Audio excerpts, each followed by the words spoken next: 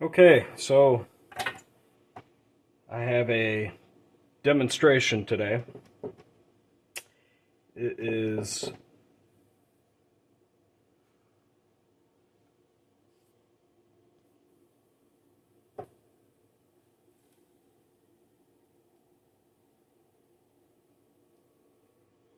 okay, so today's demonstration is how to deal with various RAM failures on Williams classic hardware.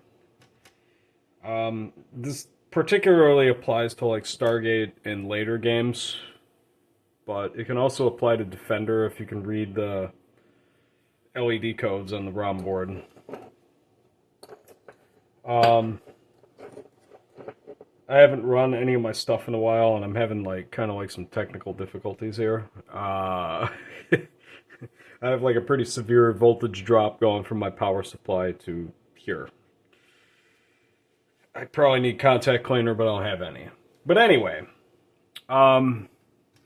what I have, let's see here, we totally in frame here. Okay, so these are the DRAMs.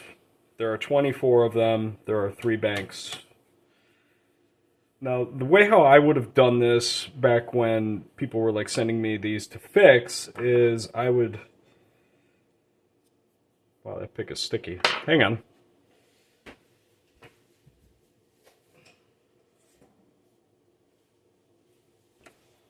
I have a better pick. So what I would do is I would take all the RAMs out and I would set them to the side in the exact order that I take these out. So we're just going to take all these RAMs out. And I'm not pulling these out one-sided, I'm actually kind of like digging underneath so that gets them out straight. You never want to pull chips out like one-sided like that. You don't ever want to do that. If you did that, you would wind up bending all the legs on the opposite side, basically like 45 degrees, and single wipe sockets, they get like a bad rap. And I think a large part of it is because people don't understand that, you know, the legs on the chips are supposed to be like uniform and straight. If they have like bends in them and stuff, they might not make good contact inside the socket. So if you're one of those people that says like, oh, I replace all the sockets, you know, like, hey, good for you. I have a lot more better things that I can do with my time.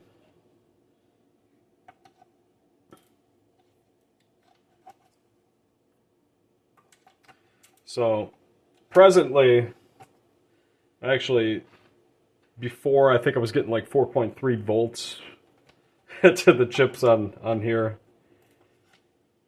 And I got like 5.3 at the power supply side, and not entirely sure what that's about, but when your voltage gets that low, you will start to get errant RAM errors. In my case, I actually got a 131 error. And the game wouldn't load because it was also throwing ROM errors as well. So, because the ROM board was getting like 4.2 volts, and it was not very pleased. Okay. So as I'm taking all of these out, I think before we get into anything, I need to explain how the power on self-test works on Williams games.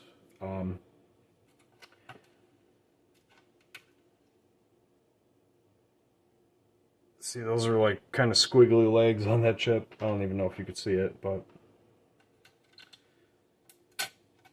I don't even know what this MPU is.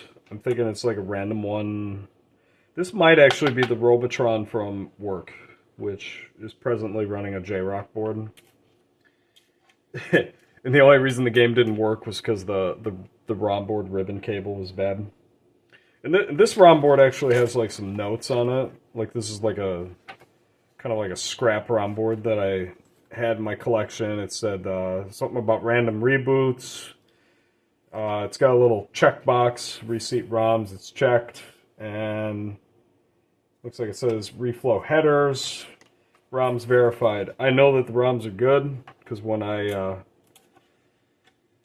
swab my JAMA adapter here with some alcohol, I got a little bit more juice out of it. I think it's up to 4.7 now, which if you were running 4164 RAM, you would have a lot of problems right now.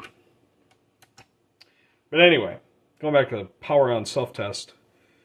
So there are 3 banks of RAM on here.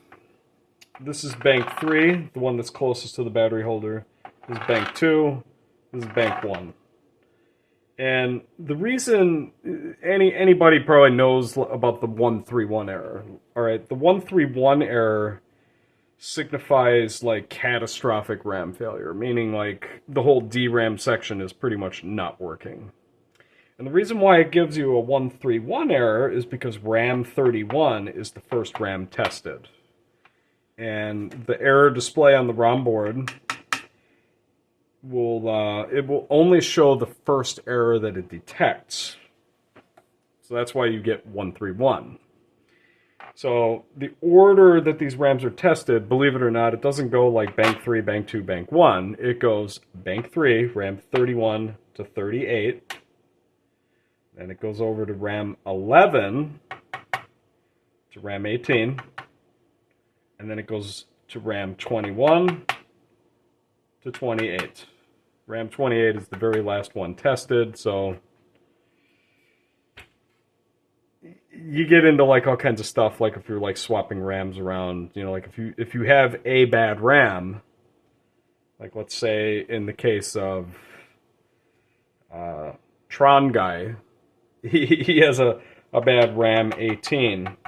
He's got a 118 error. So where you would replace this chip is you would want to go and replace it with something in bank 3. Because then, let's say you swap RAM 18 with RAM 33, and you turn the game on again, one of 2 things is going to happen.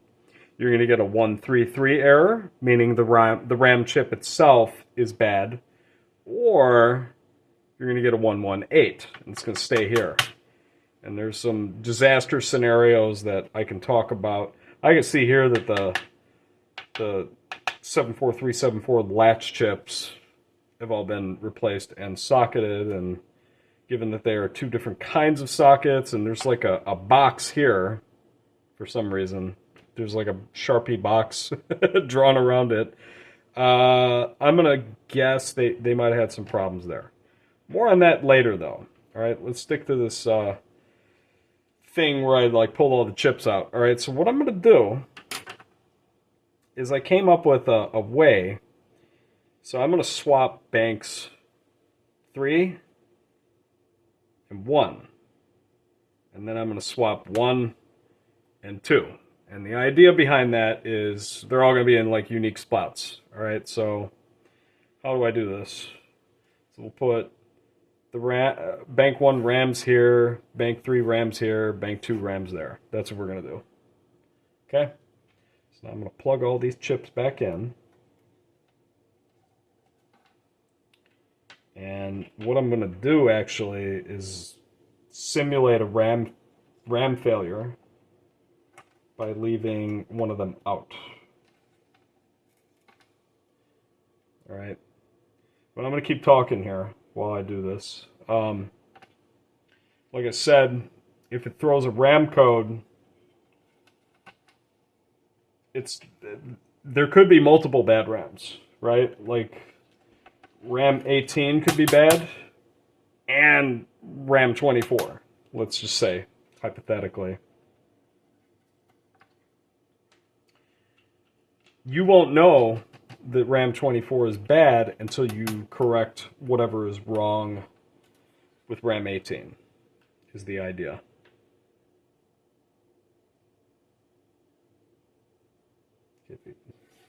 Yeah, that's bank 3.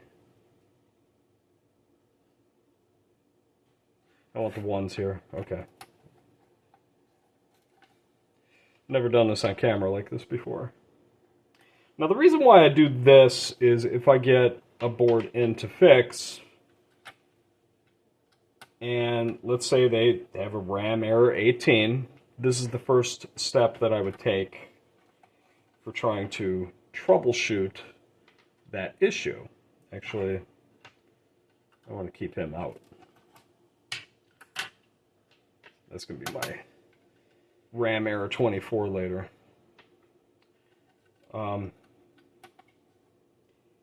And you get the added bonus of taking them all out and plugging them back in. Anyone that knows about maintaining, doesn't matter if it's arcade games, computers, whatever has a socketed something, usually just unplugging it and plugging it back in will help the whatever was wrong with it, right? So that way you're starting fresh. And also, which I'm not demonstrating right now because you can't really see it on this camera anyway, facing straight down here, I would straighten all the legs out. So my pliers, they're fine pliers.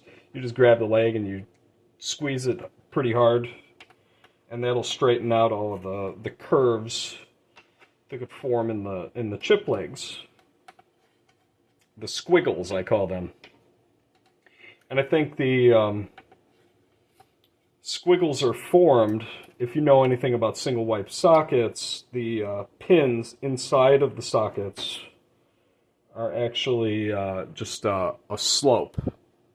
It's actually shaped, if I can do this correctly, like this. Alright, and like let's pretend that's the chip leg. When you plug the chip in, it just sits along that slope. But after 30, 40 some odd years of just pressing the chip down, I think it eventually forms like a bend in it. Alright. So now I'm going to turn the game back on.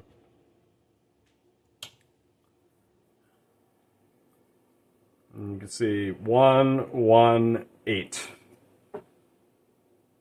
118. Notice it doesn't say anything about 124, right? And because this RAM is like completely missing, the game can't even load, right? So what I'm going to do is plug RAM 18 in. There is a potentiality I got like a folded leg on one of these other chips, which if that happens, that's kind of like a bonus. But let's see what we get now. We get 1, 2, 4. Okay, so like whatever was wrong with RAM 18, we fixed it. Now we see the RAM 24 is bad, right? I don't think. Oh, it's not rug looping. You can't see what's on the screen right now, but it does say initial tests indicate RAM error 24, and I got purple vertical lines. Then the game just kind of craps out. Okay, so now we're going to fix RAM error 24.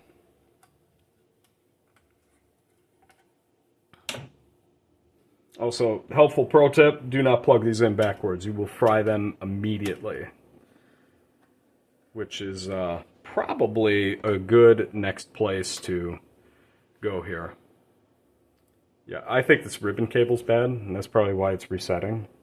Because, like, the rug pattern's getting kind of stuck. Alright, where was I going? So these latches up here. I don't know where my logic probe is. I don't even know if he's still here. But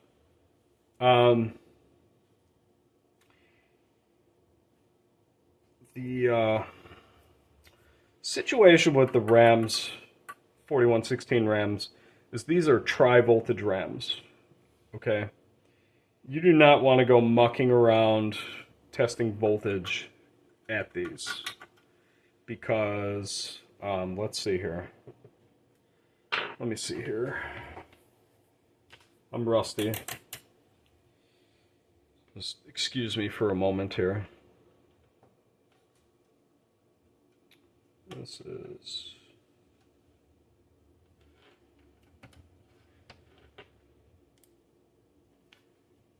The meter's like not even working. There he is. Stupid thing. I believe that's 12 volts. This is going to be 5 volts. And this is -5. Yep. So -5 is next to, I believe that is the, yeah, that's the data in pin. Pin 2 is data in. And over by this 12 volts is an address line. If you bridge 12 volts into the address line or -5 volts into the data line, you can trash a lot of stuff. I had one, a Joust from an arcade years ago, and they were actually trying to measure voltages at the RAM chips. Okay, do not ever do that. All right, do not ever do that. And they slipped and they bridged something. And what wound up happening was they killed one of the multiplexers. All right, I'll tell you about multiplexers. As a matter of fact, let me grab my chip case.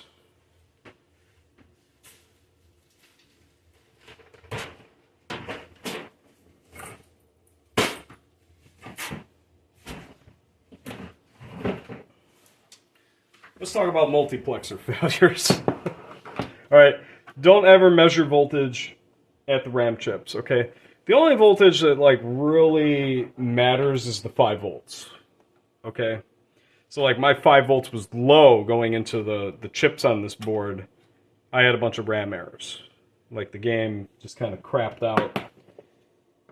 I mean, if you want to measure voltages, I suggest doing it at the plug, but given that the plus 12 volts and -5 volts are kind of whatever voltages, it's really not going to make any difference. All right. Now, let's talk about that multiplexer fault. So I'm going to shut the cabinet power off. Here's how I troubleshoot multiplexers, okay? So I'm going to make sure I'm in the right spot here. All right, these are the multiplexers. These legs are all bent. These have been somewhere before.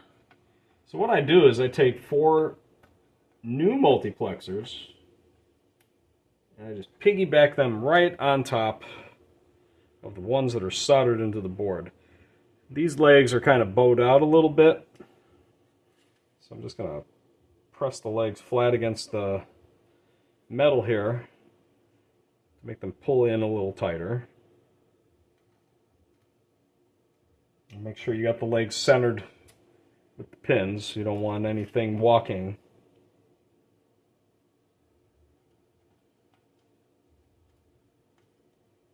And this one's popping up.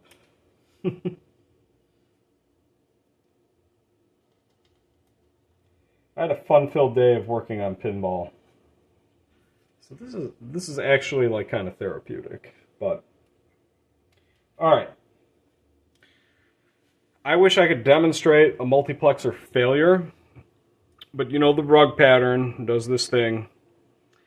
If you see like kind of like it's like a cascading effect is what I call it, where it like kind of folds over, kind of like that. Just pretend I'm doing this here, okay? That's going to probably be a multiplexer failure. And if you have a logic probe, all right, this will make your life pretty easy. The way you could do it this way, or you could logic probe pin 7, which is like the second one from the ground here, and pin 9, which is the first one on this side. 7 and 9 are the outputs. They should pulse. If they are stuck low or maybe stuck high, I don't remember what they look like bad. If they're doing anything but pulsing, like healthy, that multiplexer is bad. Or you could do this piggyback method, all right? You piggyback 4 new multiplexers on the chips on the board, and you turn the game on, and the rug pattern is crystal clear, it's doing everything it's supposed to, the game loads, right? It's all good. Now what you do is you could do it hot, but I do my own stunts. What you would do is, we'll just take this one off and turn the game back on. It's still healthy, it's still working. Rug pattern's good, you get the 0 on the display here, the game runs, right? Shut the game off, pull another one off, right? Turn the game on, rug pattern's all good, you get the 0, game runs, right? But then you pull this one. Pull that one off, game freaks out. You're back to the cascading waterfall effect thing, and that's your bad multiplexer. Okay? These are prone to failing. That is a thing. That's why I bought a bunch of these. And really, I haven't had to replace a whole lot of them. Probably on repair boards, I've probably done like maybe 5 or 6. Okay. So, yeah, it's a failure point, but it's not super common. Okay. Now, let's talk about these latches. So, these are 20-pin chips, which means this one is for bank 1, this one is for bank 2, and this one is for bank 3. The data ins come out of this, and the data outs go into this. It's kind of like a loop back thingy. I guess that's what a latch is. Okay, I just fix stuff. Can't tell you the theoretical part of it, but let's go back to that RAM 18 failure. Let's say you did my swapping the banks of chips, and the RAM error stayed at RAM 18. Now, it's not going to be an address line, because all of these chips, all of these DRAMs over here, they get the same address lines. But what they don't get the same of is the data lines, the data ins and outs, because, like I said, there's one of these corresponding to each bank individually, or whatever, okay? What you would do then is you take your logic probe and you measure the data in, pin 2, and the data out, which is pin 14. I think it's pin 14. Okay? Oh, and if you measure that data in, make sure that you don't hit that -5 pin. Okay? If you're going to bias it one way, bias it away. Okay? If you cross the right enable and data in, you'll probably just reset the game. You'll trigger the watchdog. Okay? But let's say you logic probe the data in pin, and it's not a healthy pulse. It's like it's like straining, the lights are barely lit up, and whatever else, okay? Now, that could be a problem back here. Could be. Or it could be a bad socket. So then you got to whip out the drawing set, and you go to the back page that shows like the whole RAM section, and you have to see like that's like RAM data in like it's like 21 or something like that, whatever it shows up on the sheet. Okay, and you have to trace that back to this chip, and now you logic probe that pin at this chip. We're just going to pretend it's that one. It's not that one, but just pretend, okay? And one of two things is going to happen. One is what you read here is going to be the same thing that you read there, meaning this chip is bad. Or it will test good here, it'll be caca over here. In which case, what you would do then is get your multimeter out and you measure continuity from this pin to this pin, and chances are you probably have like an open or something like that. If your batteries leak, it's not even really so much the white stuff that comes out, it's the outgassing. Okay, when that spreads to these chips, when you got like the green and the orange and the blue caca on the chip legs, what that does is it spreads into the ceramic base of the chip. Spreads into like the, like the TTL part where the little transistors are. When that happens and it breaks the connections inside the chip, that's how a chip goes bad. Okay? But that's kind of the extent of these. I've had a number of these actually be bad, and in other instances I wound up having to replace RAM sockets. Okay, so like if you take this out and like the legs are like not uniform, like they're like kind of like this, and you plug them into that socket, you could break the pin inside the socket. Once again, it's just like a little slope thing like that. It'll either break at the bottom here like a tree, like chopping down a tree, or the whole slope part will just break off and there's nothing for the leg to stick to. Okay? That can happen. Now, we're going to get into some real crazy stuff. If you look at the ROM board, there are two special chips. All right, obviously this applies to every game after Stargate. One of these will be cited in the drawing set is WinHU, and the other one will be WinHL. And if you start following the stuff around, what you will find is that this DRAM section, 24 of these, is actually separated into two halves. That's the lower half, RAMs 1 through 4. And this is the upper half, RAMs 5 through 8. And there is pin 3 in all of these RAM chips that is called write enable. Once again, I'm not Brad Raydell. I can't explain like the logistics of like the how and what. All I know is that it's a thing and that I have fixed it. Okay? But over here are a couple of 7410 chips. And I believe this one is for the lower half, and this one is for the upper half. Now the breakdown of these is you will start to see errors like 131, 121, 111, or 135, 125, 115. And the way how you logic probe write enable is at pin 3, but you're going to touch it to this while the game is running, and it's going to show high. So what you have to do is you have to hit the reset switch, okay? And ideally you'd be doing this like how I do it with the JAMA adapter and whatever, where you got it on a table, except hopefully your power arrangement will work better than mine.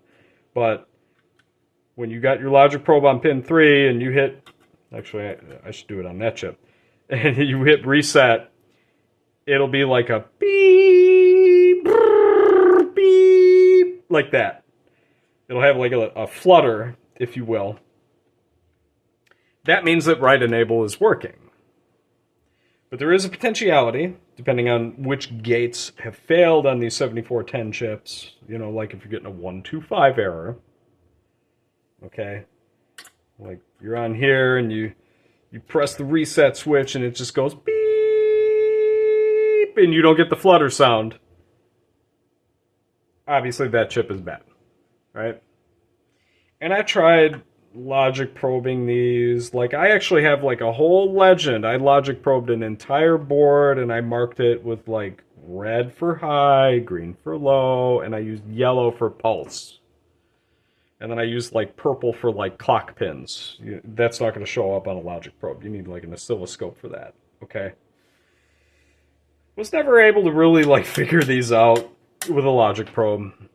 For me, it's real easy to just pop that chip out and put a socket and put a new chip in. For me, it's like really easy to do that. Okay, like 5 minutes, we're back in business. And if I replace it and it still doesn't work, then well, it's going to be something else. Okay. So I'm trying to think of some other crazy scenarios. There are a couple of 7474 chips here. And there's a 7404 here. So these are flip-flops, and that's an inverter.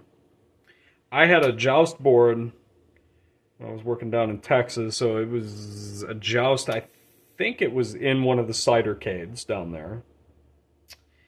And I had to go like back to basics with that one. I had to use the video recap flowchart thing, you know, where you start from the very beginning. You start logic probing the flip-flops in row 7, which you can't see. You're out of frame. Yeah, these chips here, the row 7 chips, these chips fail quite frequently. Like if you have a game where it's just like a black screen, or you logic probe pin 37 at the CPU and it's just stuck low, that kind of thing, just replace those. Okay? And if you don't have the little green caps or the glass caps, if any of those are missing, you'll have all kinds of like goofy reset symptoms that can happen. So let's go back to the CPU section. All right, there are 4 chips bordering the CPU here. All right, these are 74367s. These are the address bus buffers. This is a 74245. This is the data buffer.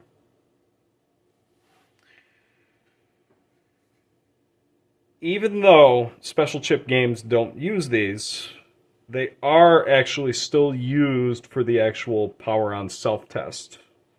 So if you were to like socket these and just leave the socket empty, for instance, you would be greeted to like a blue screen with like maybe a couple dots or something like that.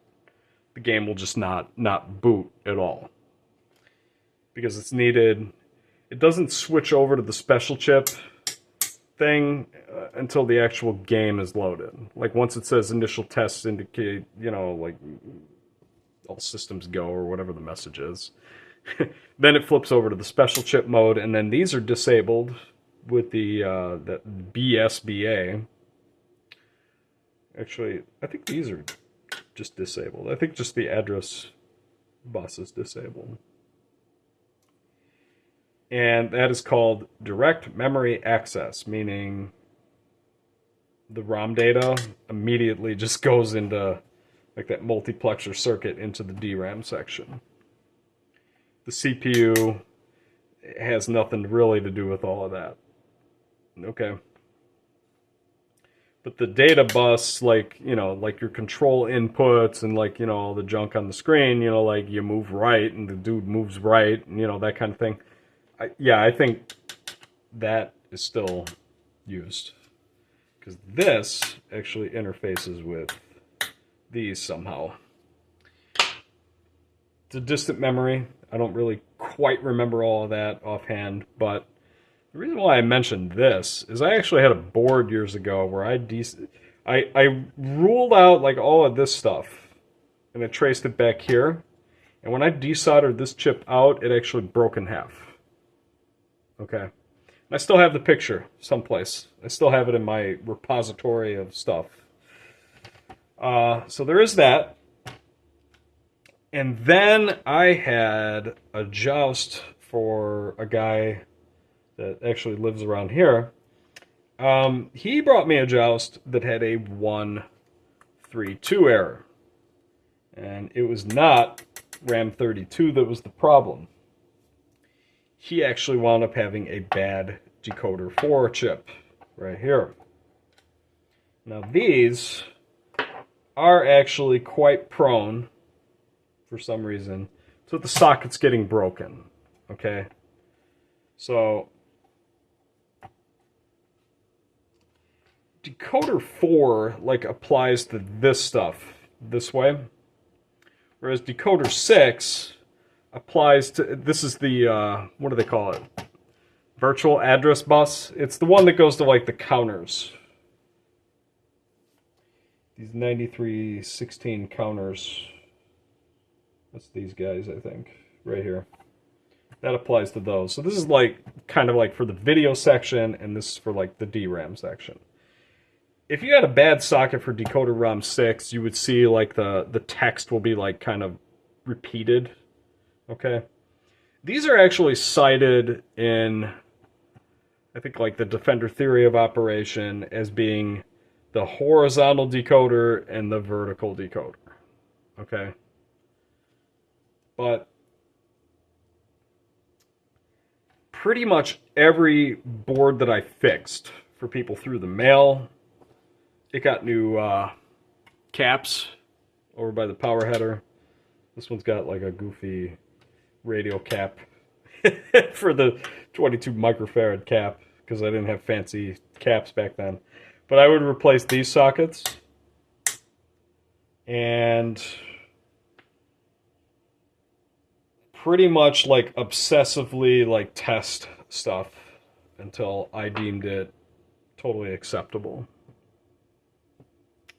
And I would send it back, and chances are they would be pleased with what I did.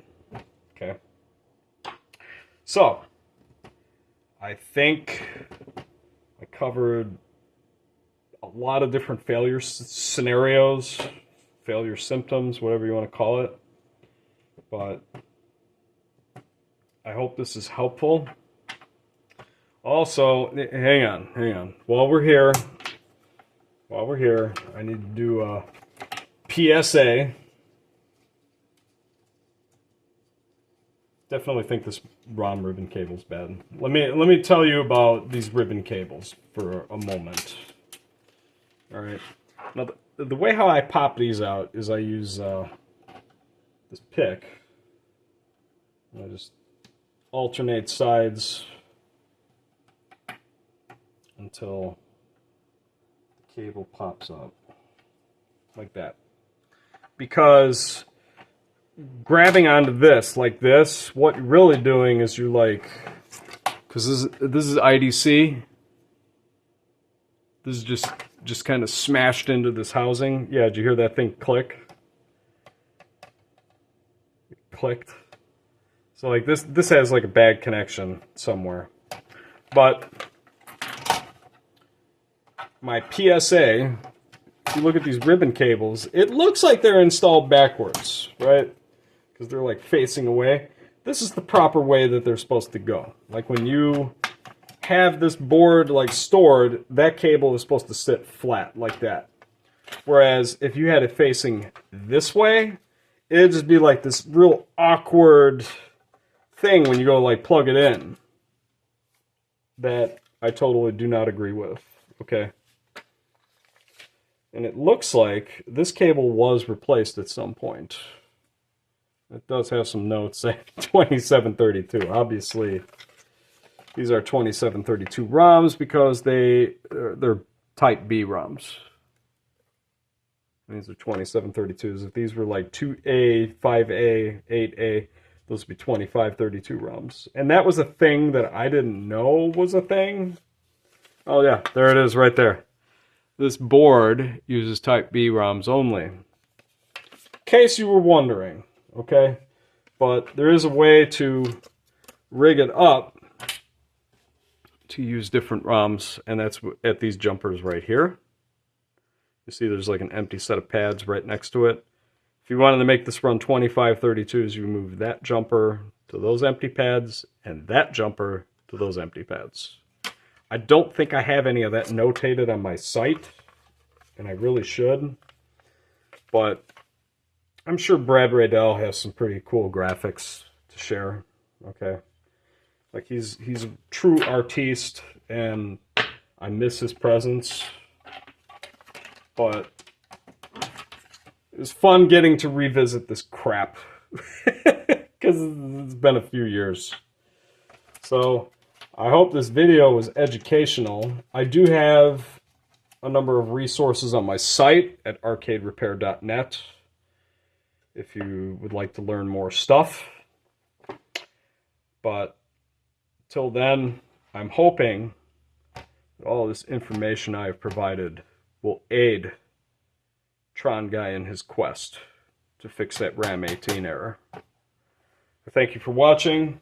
If you like this content, you can give me a like, a subscribe. You can even leave me a comment if you want to. I promise you I would answer it if you did. Alright, so that's it.